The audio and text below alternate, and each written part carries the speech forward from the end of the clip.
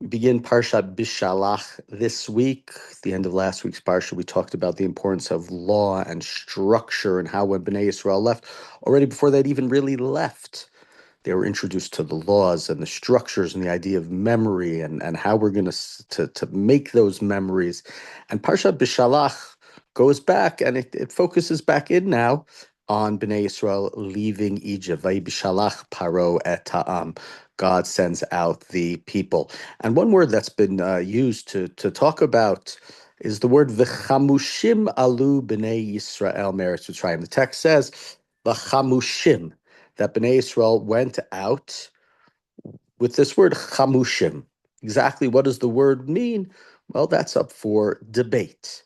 So one of the interpretations that's given, the most pshat level interpretation offered in Ibn Ezra and others, is that it means in some way related to weapons, that there were weapons and you would hold the weapon in your 5 fingers. You would hold your sword, your spear in 5 fingers, or maybe there's specific weapons that you held in a certain way, ancient weapons.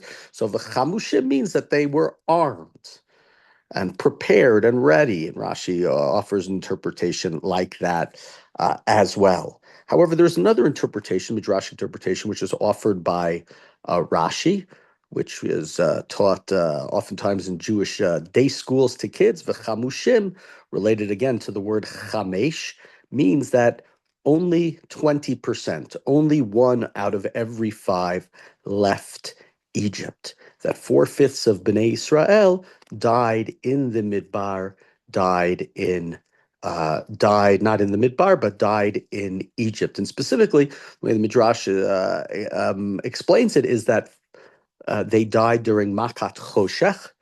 They died, 80% of Bnei Israel died during Makat Choshech, and during the plague of Choshech, the other members of Bnei Israel went and buried them. And this is a secondary explanation of the idea of the chamushim, that 4/5 of Bnei Israel died. Now, last week when we talked about Makat Choshech, what we said, the glory of Bnei Israel was the idea of restraint, the idea of not looting. Here it was, the Egyptians were debilitated. They were sort of they couldn't move. It wasn't just that it was dark. It's like they were unable to move for 3 days, and Bnei Israel could have looted and taken all the things that they felt were owed to them, and they didn't.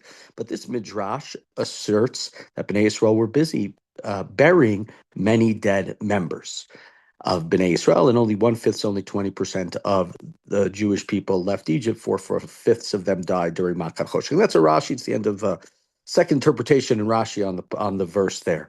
Now, there is a fascinating comment, an important comment made by the Ibn Ezra. Ibn Ezra, a Spanish medieval commentary, cites Rashi, and this is not in his regular commentary. He has his regular, what you could call the Katzar, the short, and then he has his longer commentary, the Aruch, the lengthier commentary. And this is found in the Ibn Ezra's lengthier commentary. And the Ibn Ezra disputes this midrash. The Ibn Ezra says, hold on. If you want to tell me that 4 out of every 5 members of the children of Israel died in the desert, and only 20% of our people left when it was Yetziat Mitzrayim, the exodus from Egypt, then Yetziat Mitzrayim, the exodus from Egypt, wouldn't be a holiday. It would be a tragedy. It wouldn't be something that we would celebrate. It would be something that we would mourn. It would be akin to Tisha B'Av, one could say. 80% of the Jewish people die, and here we are celebrating the Aser Makot, the 10 plagues, the Jewish people leaving. How could it be such a thing? This midrash doesn't, you cannot understand it as literal. You cannot tell me that it really means that 80% of Bnei Israel died. And we're okay with that. And we're even celebrating this. This would be mar mavet. This would be bitter, worse than death. It would be. It would be like right, celebrating the Holocaust. How could you do such a thing? And so it's a very important Ibn Ezra. And the Ibn Ezra sort of asked this question, and I don't know, Shmuel could comment. I know that we were taught this in grade school many times. 4/5 of Bnei Israel died, and maybe we weren't smart and or precocious enough to ask our teacher, wouldn't this have been a disaster? But it's a midrash it's unfortunate the way that it's taught. Right? We believe as Jews that every person is created in the image of God, Jew and Gentile alike, and a person who's killed is a sad thing. We say when a person dies, Yiskadal v'Yiskadash Shmei Rabbah, we say the Kaddish, that God's name should be glorified. Every person who dies, it's like there's less glory of God in the world. And here we would be celebrating a holiday when four-fifths, 80% of the Jewish people die. We say at the Seder, talk about the right not singing a full Hallel, but for when the Egyptians drown in the sea, that we don't sing a full Hallel because we have to understand these are God's handiwork. And so the Ibn Ezra says that this midrash, it can't be understood. And I don't know that he says full fledged that it's a ridiculous midrash, but to take it at face value that really 80% of the Jewish people died before leaving, before during Makat Choshech, would make this holiday into a complete and utter disaster. So Ibn Ezra rejects that midrash very, very strongly, and really says that what it means is Bnei Israel came out armed. They came out with their weapons. They came out ready to fight if they would need to fight. But all of Bnei Israel left Mitzrayim. It wasn't as if 80% of them died in Egypt. One could understand that midrash as being perhaps an attempt at encouraging our people through the vicissitudes, through the difficulties that we went through as a people. We're so often, so many times, too many times, we've gone through real struggles, we've gone through real horrors, and even though we are not full, we are not complete as a people. Talk about the 6 million who were lost. Talk about the Chmielnicki massacre. Talk about the expulsions from Spain and et cetera, inquisitions and different things. That you can understand that midrash reflecting that even though we don't feel whole, that we need to move forward. We need to travel the same way Bnei Israel travel and go into the desert when they're giving the opportunity to leave Egypt. So it's a way of sort of reflecting what the Midrash says, but the Ibn Ezra, and I think it's very, very important that we don't take that Midrash at face value. We don't think that 80% of Bnei Israel died, because then the idea of celebrating on Pesach would not make any sense. There's not freedom. It's a disaster. It's a horror. So we'll, at least me, I don't know about you, but we'll look at the midrash maybe as what's the lesson from it, and understand the Chamushim B'nai Israel go out armed. And yet, despite the fact that they go out armed, God knows very well that they are not ready for battle. They are not ready for battle. It says that, right, God did not take them derech eretz plishtim ki karovhu. God did not take them up the strip of land straight north, which would be, let's say, going through Gaza today. And it says ki karovhu. Now, generally, the word ki in Hebrew means because it was closer. So here, the word ki doesn't mean because. So seemingly it says God did not take them through the Gaza Strip into Israel. That would be the quickest way, going straight north from Egypt, even though it was the closest way. Because God knows, the pasuk says, that they were not ready for war. They were not ready for battle. We pointed out a couple of weeks ago, God says to Moshe, in the past, I said to Avraham, El Shaddai, you go ahead, I'm stopping here. But in Egypt, the Jewish people were incapable of taking themselves out. God had to intervene. He had to cause the makot. This was not a slave rebellion. There was no Spartacus. These were a people whose development was stunted. They were not a people who were ready to wage war. God understood this. So they might have had weapons, but just because you have a weapon doesn't mean you're ready to fight. You can have a weapon and not fight. I don't want to talk about tragedies in this country. You can understand them yourself. You could have a weapon and not fight. Bnei Israel were not. They might have had the Chamushim. They might have been armed, but they were not ready to do battle. God knew, if I take them straight into Israel, and we're going to have to deal with the Knani, the Chiti, the Amori, the Prizi, the Yevus, they're not ready to fight. They do not have that self-confidence and that strength. This was not their own rebellion. This was not Spartacus. They are people who are scared. As we've said a couple of times, the 70 elders, Moshe and Aaron, are supposed to go the first time to power with the 70 elders. The 70 elders aren't there when Moshe shows up to the palace. They've somehow disappeared. When Moshe stands up to the Egyptian all the way back in the first chapter, first chapter of the book of Exodus, Shmot, the Jews are scared and they scream at him, who are you? Why are you attacking this Egyptian? The Jews are scared. They're worried. They're concerned. And Moshe has tried, and Aaron has tried to push them forward, like we talked last week about the They're going to go out during the day. We're not going to go out at night. We're not thieves. We're not escaping. We're not hiding. We have nothing to hide from. We're going to go out during the day, but God knows better.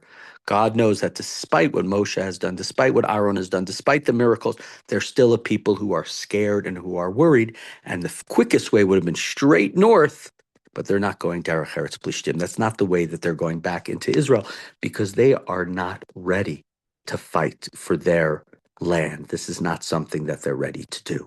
And so, despite the fact that they're armed, they're not going to go straight into Egypt. They're going to go in a circuitous route. Now, we know, of course, that circuitous route takes them 40 years. It wasn't supposed to take them 40 years. Maybe it would have been 6 months, maybe a year, maybe it would have been 2 years. But God knows it's not going to be immediate. There are things that they need to do first prior to them going in and conquering the land of Israel. Now, all of Bnei Israel come out chamushim. They come out armed. But the Torah says something else. There's one person who is carrying something else. It says here in the opening verses also, Parshat Beshalach, Vayikach Moshe et atzmot Yosef imo. Moshe took the bones of Yosef with him. At the end of the book of Bereshit, Yosef gathers his brothers, and in the second to last verse, he tells his brothers, Pakod yivkod Elohim etchem, God will remember you. And when God does remember you, make sure you take my bones out with you. I do not want to be left in Egypt. It's part of the larger discussion of Yosef almost trying to prove over and over and again to his brothers, I'm not an Egyptian. I'm a Jew. I'm a Hebrew. My destiny is with you. I may be in this Egyptian clothing. Paro might have given me an Egyptian name, but my family, my destiny ultimately lies with you. Yaakov understands that. Menashe and Ephraim, he says that Yosef's 2 sons are like his sons. They're going to be part of the tribes of Israel. But Yosef has to convince his brother, has to make them swear that they'll take him out of Egypt. And the words in our parsha are the same words. It says here, right, that what does it say? Moshe takes the bones of Yosef, ki hashpea hishpiat b'nei Yisrael lemor, because Yosef made them swear. Same word that Yosef used. Yosef, it says, vayishva Yosef et achav. Yosef makes his brothers swear. And the same double language of pakod yifkod Elohim etchem. God will surely remember you and take you out. Yosef knew that the time would come, and Yosef wanted his destiny. Now, these words, we pointed out that there are places in Bereshit that have similarities to Shemot. We talked about in the past the Aron, right? The ark. Yosef is in the coffin, is in the ark, is in the coffin at the end of the book of Bereshit. And the end of the book of Shemot, there is an Aron. But it's not a coffin, it's an ark. God is now. We talked about the Teva, the same word that's used for Noah's yacht and for Moshe's little basket. The Torah is using similar language in certain places to connect Bereshit and Shemot. And this is true as well here in a number of ways. So the Torah ends the book of Bereshit with this pakod yifkod. And what's the last parsha of Sefer Shemot over and over again? Eila pikudei hamishkan, mishkan edut asher pukad al pi Moshe. Over and over at the end of the book of Shemot, we have this same root, pakod. Now there it's talking about an accounting, right? An accountant remembers all the money that you spend. So it's an accounting, but it's remembering. It's the same word is used in Hebrew. And it's also connecting Moshe with Yosef. Yosef is the one who brings Bnei Israel into Egypt, who protects them and saves them by bringing them into Egypt. And Moshe is the one who protects them and saves them by bringing them out of Egypt. It's as if when Moshe takes the bones of Yosef, he sort of gets a sense of the vision of Yosef, the vision of somebody who could see ahead, who could look forward, who could lead the people. That's who Yosef became in time. Yosef was the one who had these plans, and Moshe is the one who takes his bones. Moshe is the one who, remembers the past, remembers the oath that Yosef gave. The rest of Bnei Yisrael are gathering, getting their stuff ready. For Moshe, the most important treasure is the bones of Yosef. And Moshe takes them with him, and it's sort of the same words are used. So it's another instance, and there's more to it, but another instance where we have the connections between Bereshit and Shemot. And here it seems to be a very strong connection between Moshe and Yosef. Finish off with one last thing to think about, which is, and the Midrash does comment about this earlier on in the book of Shemot, the sad irony is Moshe takes the bones of Yosef.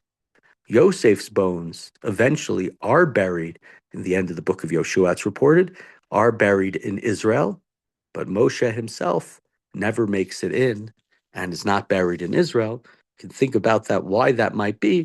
There obviously have been many answers that have been given, but a question for further thought.